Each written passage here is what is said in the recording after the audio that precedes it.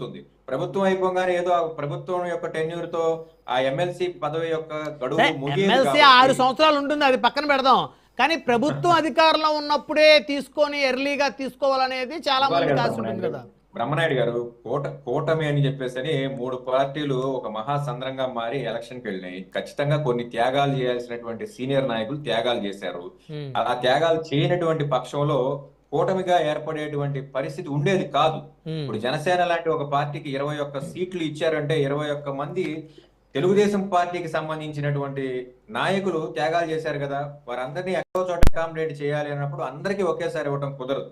ఖచ్చితంగా చంద్రబాబు నాయుడు గారు ఆయన చాలా సీనియర్ రాజకీయ నాయకుడు, ఆయనకి చెప్పేటువంటి పరిస్థితి ఎవరికి ఉండదు. కానీ ఖచ్చితంగా వాళ్ళ యొక్క అర్హతలకి టైమింగ్ కి ఆధారపడి వాళ్ళు ఖచ్చితంగా అకామిడేట్ చేస్తారని నాలాంటి వాళ్ళు అందరూ కూడా నమ్మకం కూడా. రైట్ నాగార్జున గారు సార్, సో ఎమ్మెల్సీ అనేది ఇందాక మా సోదరుడు వంశీ గారు మాట్లాడారు, అలాగే మన లాయర్ గారు కూడా మాట్లాడారు, చాలా చక్కగా మాట్లాడారు. సో ఎమ్మెల్సీ అనేది రేపు ఇద్దరికి ఇచ్చినప్పుడు ఇంకెవరైనా ఆశావాదులు ఉన్నారంటే వాళ్ళు నెక్స్ట్ టైం చూసుకుంటారు. కాబట్టి మీరు ఒకటి గుర్తుంచుకోవాల్సింది అంటే మా ప్రభుత్వం 5 సంవత్సరాల్లో పోయే ప్రభుత్వం కాదు, 15 సంవత్సరాలు మేము కలిసే ఉంటాం. 15 సంవత్సరాల దాకా లేదు. మీరేమన్నారంటే అధికారంలో ఉన్నప్పుడు ఇస్తే ఉపయోగపడిద్ది నెక్స్ట్ అన్నారు కదా. ఇప్పుడు ఇచ్చినా 2 సంవత్సరాలకి ఇచ్చినా 3 సంవత్సరాలకి ఇచ్చినా నెక్స్ట్ 5 years కూడా మేము ఉంటాం. ఆ నెక్స్ట్ 5 years కాబట్టి వాళ్ళ ఎమ్మెల్సీ టర్మ్ అయిపోయిన దాకా మా ప్రభుత్వం పక్కా ఉంటాం, రాసి పెడతాం. జగన్ అన్నలాగా కాదు, మాది వేరు, మాది సపరేట్. మేము జవాబుదారీతనంగా ఉన్నాం. జగన్ గారు కూడా నేను 30 ఏళ్ళు ఉంటానంటే ఆయన విమర్శించారు కదా. అదే చెప్తున్నా, అంటే ఇక్కడ చెప్పాలి కదా, మేము జవాబుదారీతనంగా ఉన్నాం, స్వేచ్ఛనిస్తున్నాం, భావ ప్రకటన స్వేచ్ఛ ఉంది. మేమేమో తప్పులు చేస్తే మాట్లాడినన్నాం, మేము సరిదిద్దుకున్నాం. మేము ఒకవేళ తప్పులు చేయని కూడా మీరు తప్పులు అంటే కూడా అవి సాక్ష్యాధారాలతో బయట పెడుతున్నాం. ఇంకా పోతే ఈ పొద్దు కూడా మీరు చేసుకొని వినాలి సార్. ఇంకా మీరు ఇలాంటి కార్యక్రమం మాట్లాడి లాస్ట్ లో చివరిలో కొద్దిగా రైట్. సో నేనేమంటున్నా అంటే మీరు ఈ గత 5 ఏళ్ళు నెక్స్ట్ 5 ఏళ్ళలో మీరు ఇలాగే కార్యక్రమాలు చేసుకుంటే వెళ్ళాలని జగన్మోహన్ రెడ్డి గారికి నేను మనసారా దేవుని కూడా కోరుకుంటున్నారు. మీరు ఇలా చేసుకుంటా పోతే వచ్చిన 11 సీట్లు ఒకటి తగ్గుకుంటా పోతే అలా మీకు వచ్చిన 40% ఓటు బ్యాంకులు ఆల్రెడీ 5-6% పోయింది.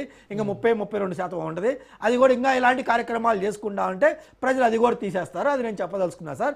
నెక్స్ట్ పాయింట్, ఇందాక టాంచి నేను చూస్తున్నా మా సోదరు వైసీపీ సోదరుడు పసిబిడ్డ అడావుల్లో పొరపాటున భయపడి వెళ్ళిపోయాడు అన్నాడు కదా.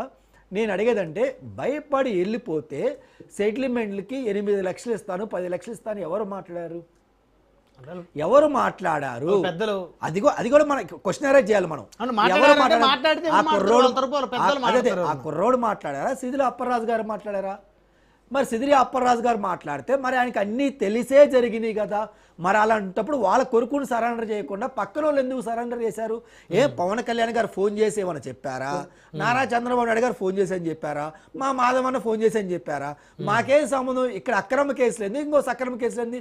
తప్పు మీరు చేశారు, మీరు ఇదయ్యారు, మీరు దొరికిపోయారు. ఇంకా దాంట్లో మేము చేయాలి ఏం సార్? ఇంకోటి, మా సోదరులు వైసీపీ మిత్రులు ఇందాక టాంచి మాట్లాడతారని చెప్పి మేము వెయిట్ చేశాను. బట్ మా వంశీ అని మాట్లాడారు సార్. ఒక మహిళా ఆఫీసర్ మీద మీరింత బహిరంగంగా అందరూ అబ్బాయిలు గుమ్ముగూడి ఎక్కడ పడితే అక్కడ టచ్ చేస్తా, లాక్కుని వెళ్తా, మీద పడతా ఉంటే అది నిజంగా మనం ఖండించాలా, ఖండించకూడదా? పార్టీలకి అతీతంగా మనం ఖండించాలా, ఖండించకూడదా? ఖండించాలి. Point number 1. పాయింట్ నెంబర్ 2, ఒక సాటి పౌరుడిగా మీ దగ్గర విజువల్స్ లేకపోతే నేను మీకు చూపిస్తాను, లేదంటే బ్రహ్మనాయుడు గారికి పంపిస్తాను, టీవీలో ప్లే చేస్తారు, మీరు చూడండి వాళ్ళు ఏం చేశారు. అది ఒక ఇన్ఛార్జి అంటే ఒక ఇన్ఛార్జిగా మీరు పెట్టిన అతను ఎంత సంస్కారంగా ఉండాలి, ఎంత సంస్కారహీనంగా, ఎంత బాధ్యతారహితంగా అతను బిహేవ్ చేస్తున్నారు. ఇంకొకటి చిన్న మాట చెప్పి నేను క్లోజ్ చేస్తాను సార్. మీరు మళ్ళీ గుర్తుంచుకొని మా ముఖ్యమంత్రి గారికి, ఉప ముఖ్యమంత్రి గారికి, హోమ్ మినిస్టర్ గారికి భారతీయ జనతా పార్టీ తరపున అలాగే ఒక సాటి పౌరుడిగా నేనేం చెప్తున్నా అంటే, ఎవరైతే మహిళా ఎస్ఐని అసభ్యకరంగా టచ్ చేసి ఆమెను ఇబ్బంది పెట్టారో వాళ్ళని చెప్పులు లేకుండా లాఠీలతో కొట్టుకుంటా రేపు పిఎం ప్రోగ్రాం అయిపోయిన తర్వాత రోడ్ల మీద నడిపించుకుంటా మీరు తీసుకెళ్ళాలి, పోలీసులకు ఆర్డర్ ఇవ్వాలి, పోలీసులు యాక్షన్ తీసుకోవాలని చెప్పి భారతీయ జనతా పార్టీ తరఫున నేను రిక్వెస్ట్ చేస్తాను. అలాగే వాళ్ళని పరామర్శించడానికి జగన్మోహన్ రెడ్డి గారు మరోసారి రావాలి, ప్రజలకు ఎందుకు వచ్చారో కూడా మేము చూపించాలి. చెప్పండి. బ్రహ్మనాయుడు గారు ఇలాంటి పిచ్చి మాటలు బ్రహ్మనాయుడు గారు హలో బ్రహ్మనాయుడు గారు సార్ వినిపిస్తుంది చెప్పండి.